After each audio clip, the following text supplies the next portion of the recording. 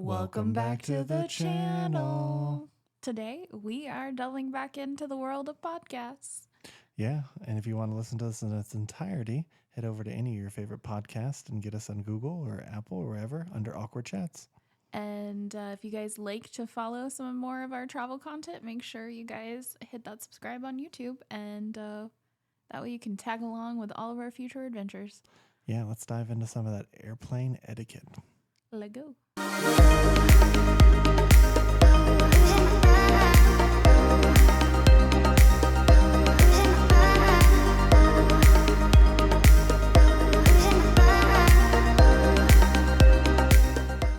Let's transition here.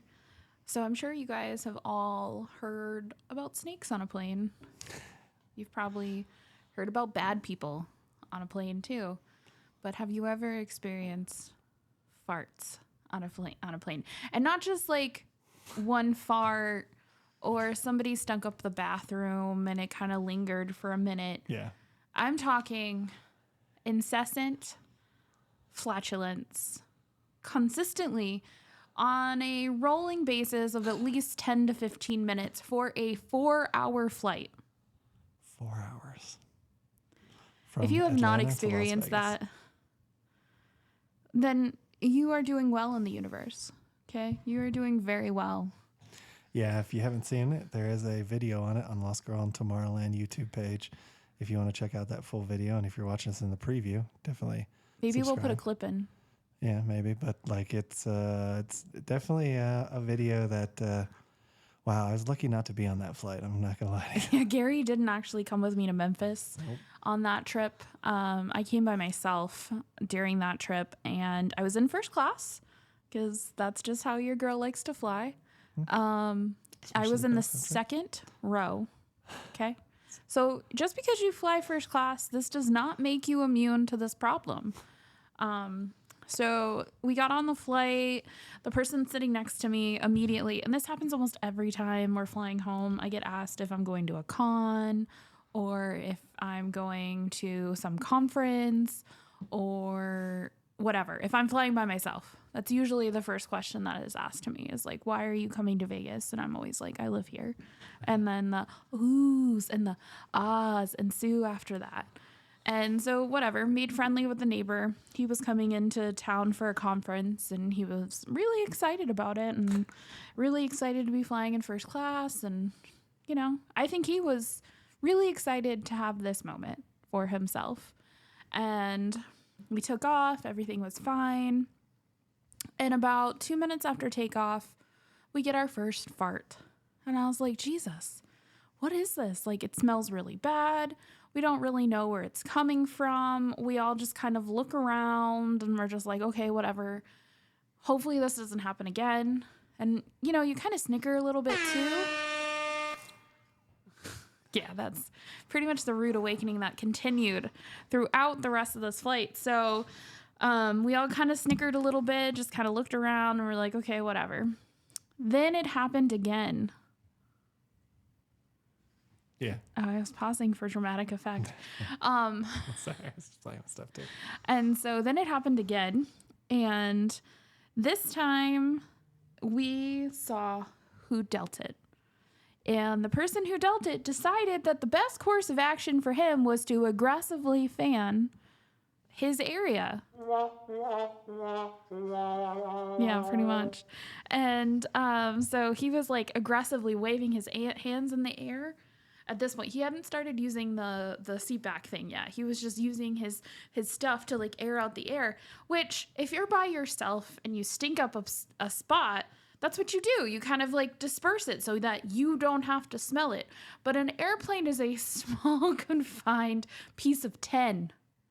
Okay, it's not like you fanning it means everybody else is now in it with you. Mm-hmm. And it was the worst smell because it's, as a nurse, typically when your farts stink and you have multiple, it usually means you need to go to the bathroom. And that is typically what it means. It doesn't always mean that. But for the most part, if your farts smell and you're doing multiple farts, you probably need to go to the bathroom. So in my head, I'm just like, okay, maybe this guy needs to go up and go to the bathroom. Maybe he'll excuse himself once the seatbelt sign has relinquished Okay. itself, and maybe he'll go to the bathroom. It kind of died down. I'm not going to lie. It stopped for Because he like, had to eat some food. because he needed to eat. And lunch was coming out. This was a lunch flight. I decided to try the salad this flight because on my last flight, I tried the cheeseburger and I wanted to try something different. And so I got the salad. The salad was okay. It wasn't a bad salad, but he finished his meal. And course. amazingly, he finished his meal without farting. He got the cheeseburger, scrunched it down, and then looked at his wife, and then he farted again. Meanwhile, I'm still trying to eat my food. And what sucked about my food was I was also going low at the time, too. So I was in this really weird position where it smelled terrible because this man had farted again. My blood sugar was low, and I wasn't feeling good because it smelled so bad. Like, it smelled so bad. And at this point, the gentleman that was in the front row right, I could tell he was getting visibly upset by all of this. He didn't say anything to the person who was farting, but he did get up and say something to the stewardess, who then came out and was like, "Are you okay?" So, you know, she clearly was like, "Hey, like, what's going on here?" Right. Understandably. And nobody ate their lunch. Everybody, like, maybe took a couple bites, but the guy started farting again almost as soon as he was done. So none of us got to actually eat our food, nor did we want to, because, again, the plane just smelled. So then he started using air freshener when he farted, and he also started aggressively fanning with one of the seatback things that had, like, information about the plane. Yeah, the guide basically, if it's going down, the mask come down, Yeah. those things, yeah. Yeah, so he's, like, aggressively fanning, spraying air freshener, which is giving me a headache. It was the worst. This went on for the entirety of the flight. And it was to the point that every time it happened, everybody behind us, we would all just look at each other with these faces. Like, is this really happening again? Oh my God, is this going to keep going? Like, we were all clearly not feeling well. I literally felt helpless. I did. I felt very helpless, and he was literally in the seat directly in front of me.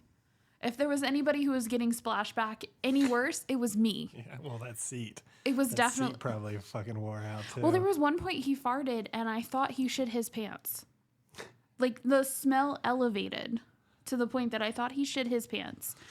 I wanted to ask him if he needed to go to the bathroom, that it was okay to use the bathroom. His wife even got up and used the bathroom at one point during this flight, but not him.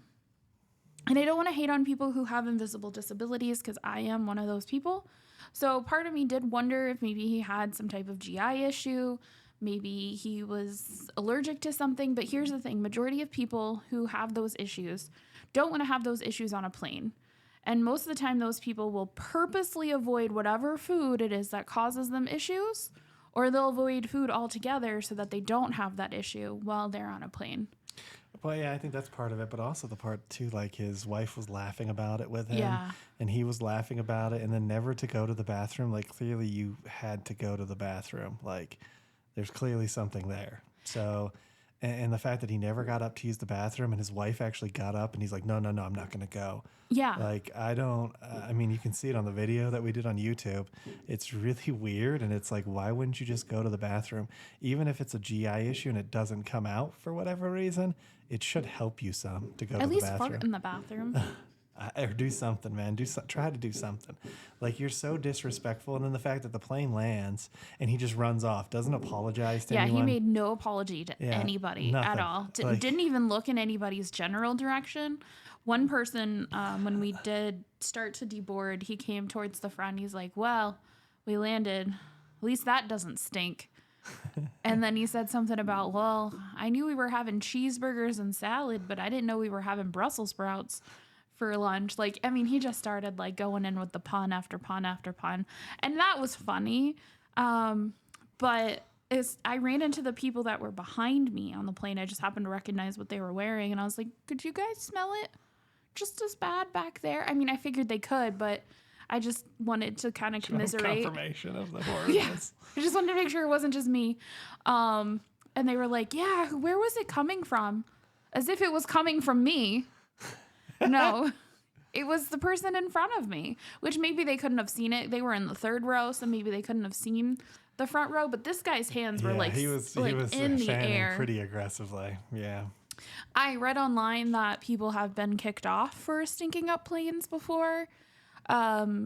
Personally, I don't know how I feel. If they were going to kick him off, I wish they would have done it in the beginning of the flight. But by the time I was feeling sick to my stomach, like absolutely sick to my stomach, we were about 45 minutes from home, and I wouldn't have wanted to have to stop the flight at that point. I would have they would have went to Phoenix maybe? And that's an hour away. So. And then I would still have to figure out how I was getting home from there, because I don't think they just take off and continue to their destination. Well, maybe. They probably would have to, because the plane has to take somebody from Las Vegas after yours, so they might. Yeah, so I don't know. I don't really know what would have happened if we had diverted. You have to let us know in the comments. The pilots had no idea what was going on. You have to let us know in the comments if you've ever had a weird flight like this, because we'd love to hear kind of those strange flight stories. We've been flying so much lately that we've really gotten some weird ones lately. We've gotten an interesting flight story almost every time we fly. I wish we didn't. I wish one would just go easily. Could we just have a normal flight? But, the YouTube gods are like, you want content. Yeah. Here is content. I'd just tape a first class flight somewhere, and it's like, no, we're going to throw this wrench in there so that you got to. Just so you know, no flight is ever absolutely 100% normal. Yeah. Just isn't. So that was my absolute flight from hell that has given me PTSD, because now you can ask Gary, anytime I smell anything that is remotely not the smell that I was smelling, I immediately go to that spot and I go to that time and I'm like, oh my God, am I going to be trapped on another long flight with a very stinky human being? Well, the funny part is too, like on the planes, they don't allow you to wear those like masks anymore. Like the masks that we would use to make like soaps and stuff. You're not allowed to do that anymore on planes. And that would have fitted perfectly in that situation, because at least you've been able to breathe. Oh yeah, you're not we're even allowed in to do that anymore. I think you can. Not the N95. That's not what I'm talking about. I said what you use to make, what you use to make soap with the 2 filters on the side. You're no longer allowed to wear those on planes anymore. And that would have actually helped your situation. So it's kind of weird that they don't allow those anymore. That's true. For whatever reason. That's true. It probably would have been really nice. Or, had the gentleman removed himself to the back of the plane. Something. The guy could have done something. Like the disrespect and then not even apologizing, and just like the arrogance. It's like, come on, man. Literally all you would have had to done is been like, I'm so sorry. I'm having issues. Yeah. Thank you for dealing with it. I appreciate, that goes a long way. I'm not asking for any type of compensation or anything like that, but just the fact that you acknowledge the fact that you were just as miserable as the rest of us. Yeah. And made our flight absolutely horrendous for 4 hours. I think that goes a long way. Yeah, me too. And hopefully I never have to deal with that again. Fingers crossed. I hope so too. So if you guys are watching us on YouTube, make sure you guys hit that like button. Hit that subscribe button. And ring that notification bell so that way you guys get notified when we do at least 3 videos a week. 3 videos. And we'll come and get you for the next one. Ain't that the truth, baby Ruth? Bye everybody.